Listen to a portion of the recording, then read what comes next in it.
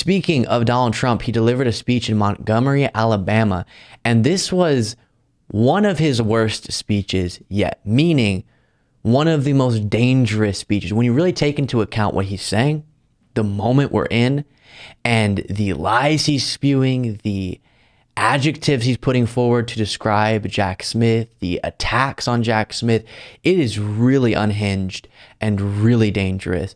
And like I said, horrible, horrible speech, even for Donald Trump. So we'll start with this as he attacks the individual who might be responsible for holding him accountable for his violations or potential violations of the law. Despite the demented prosecution of our movement by our corrupt and highly partisan Department of Injustice and deranged Jack Smith. Doesn't he look deranged? You see the picture with the purple robe? He's a deranged human being. We're getting stronger by the day. Somebody said, you should treat him nicer. Maybe he'd be nice. Let me tell you, this guy is a lost soul, bad guy. Don't get nicer. He's a deranged, sick person. Think of what we already achieved in this incredible 4 years, and we had to go through Russia. We had to go through the Mueller report, which after 2.5 years said no collusion, right? No collusion, it said, with Russia. We had to go through all those phony FISA things that were signed so badly. We had to go through a lot. Gosh, I've just been caught up in so much suspicious activity. What the heck? All these investigations, my entire career. That's definitely proof of me being not at all corrupt. And to what he's saying there, as I previously mentioned, we covered on yesterday's bonus show, and I uploaded it as a clip to the YouTube channel, his speech in South Carolina, Columbia, South Carolina, and mentioned that one of the signs of someone who really doesn't have an argument against accusations like this, and by the way, we of course have more clips from the speech, but on that, is to spend your time attacking the person bringing the accusations and the allegations and trying to convince your followers they in some way are evil rather than actually addressing the specifics of the allegations. And I'll continue to say, no matter how many times he calls Jack Smith demented and deranged and sick as he did in that clip, dangerous stuff because we know what his followers can take that to mean. No matter how many times he uses those terms, he's still not addressing the allegations. He's not walking through and saying, hey, they say they have evidence of this, they don't, or this evidence is being manipulated as it's being put forward, or the evidence actually doesn't prove that this is a violation of the law, or the interpretation of the law is wrong. It's just, he's evil, he's demented, he's deranged. And that is a sign of Trump not having an argument against these accusations. And that's why I think, sure, for his followers, this nonsense will work, but in a court of law, not so much, but we'll have to see. And then more on his legal troubles. The fact is that it's not fair and it's probably not legal what they're doing. They want to interfere in my campaign. They want to interfere in the elections. A commonly used tactic in third world countries. That's where this tactic comes. Third world, fourth world, fifth world countries. And they're taking it to a level that our country's never seen. The fake charges put forth in their sham indictment are an outrageous criminalization of political speech. That's all it is. You make a statement, oh, we have to indict him because he said we were dishonest. Let's indict him. If you're a loyal, avid viewer of the show, especially if you watch multiple shows that have to debunk things like this, I know it gets so repetitive because he's repetitive. The lies are repetitive, but this is what's going on that is so notable and so dangerous, so it must be debunked. So I'll say again, he's not being indicted for his freedom of speech. He's not being indicted for saying the election was stolen. He's not being indicted for questioning the results. He's not being indicted for legally challenging the results. He's being indicted for potentially unlawfully attempting to stay in power. So indeed, he was lying. And indeed, those lies are involved in the indictment because they were what he was using to justify the actions.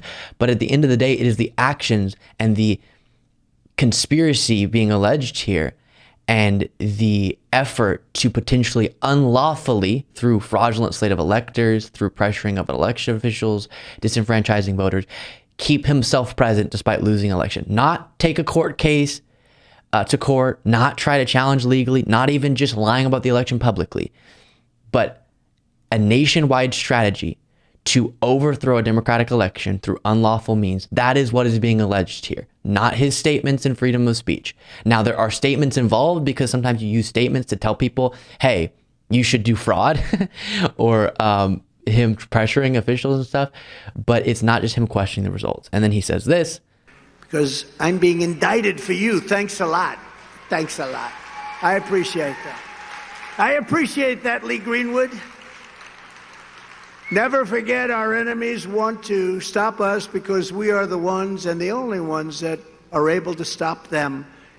They want to take away my freedom because I will never let them take away your freedom. It's very simple. Why are people falling for that? The victimhood complex is stunning. And then to be able to get up on a stage and you're running for an office where you would have incredible power to benefit the lives of Americans. You spend a big chunk of the time talking about how you're the biggest victim and I'm doing this all for you, while justifying fundraising to pay for your legal bills. You did a bunch of stuff and now you're making your followers pay for it. It's the opposite of what he's saying. He's not bravely standing in the way of their persecution. He is being held accountable for his potential violations of the law, and they're the ones paying for it. He's victimizing them in a sense, but they're making the decision to go for it, so that's on them. But convincing them that he's the victim, it's pretty dang stunning. He didn't have to do all the things with the classified documents. He didn't have to do the hush money payment. He didn't have to try to overthrow a free and fair election. That is on him. Then on the Biden crime family. These people are corrupt. From the first day in office, I will appoint a special prosecutor to study each and every one of the many claims being brought forth by Congress concerning all of the crooked acts, including bribes from China and many other foreign countries that go into the coffers and go straight into the coffers of the Biden crime family. It is a crime family. He's a corrupt person. It's often said that Republicans don't fight hard enough, and I agree with that. We need more fighters like Tommy and others. We have some good fighters, but we don't have enough of them. We have some bad ones, too. But they never said that about Trump, and I think it's one of the reasons that you like me. It's one of the reasons that I like you, and it's one... Okay. So he's, of course, refers to the Biden family, the Biden crime family, as they're doing, and calls him super corrupt. Now, this is a very overt and obvious attempt to muddy the waters and try to say, no, Trump's not the corrupt one, it's actually Biden. And it's James Comer and House Republicans just being a part of the Trump campaign with all of this. And it also separately is nice, I guess, for them to just constantly be bashing their political opponent, separate from helping Trump's campaign directly, but in a large way, it is doing just that. But, you know, they just released the transcript from the closed door interview with Devon Archer, the former business partner, that was done in the House Oversight Committee. Devon Archer worked with Hunter Biden a long time and was a Republican. He was supposed to be a Republican witness who was going to have bombshell information, and super long transcript. So I was reading through as much as I could. It's wild how they are still framing this as a situation where they have evidence on Biden, because even the person who was supposed to blow the lid off of it, Devon Archer, time and time again knocked down the very claims they've been making. So do you have any knowledge of a bribe to President Biden? No. To Hunter Biden? No. Did they talk about business on any of these calls between the two of them? No.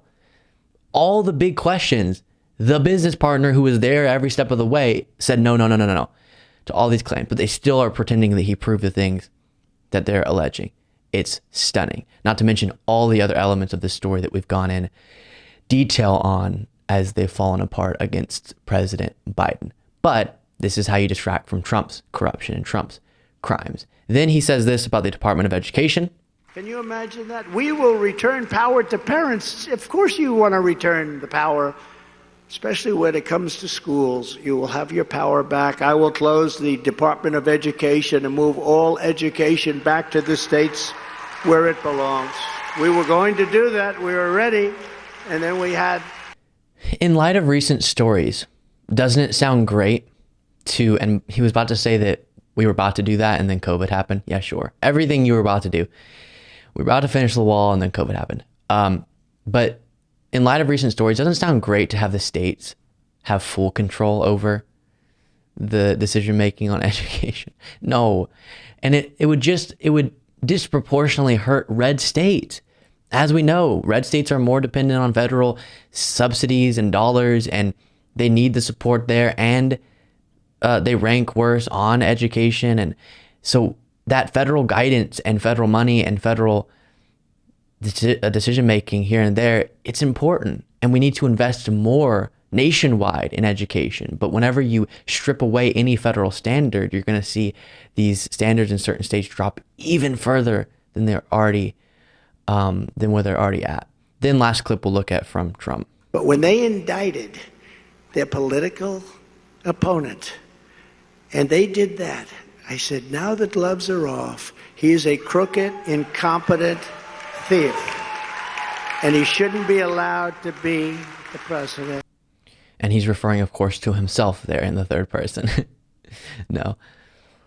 To Biden, once again. The gloves are off, whatever that means. Concerning stuff. Truly a dangerous speech as you hear him demonizing Jack Smith in completely unjustified ways and lying about his own legal troubles and riling up his crowd into a frenzy over lies.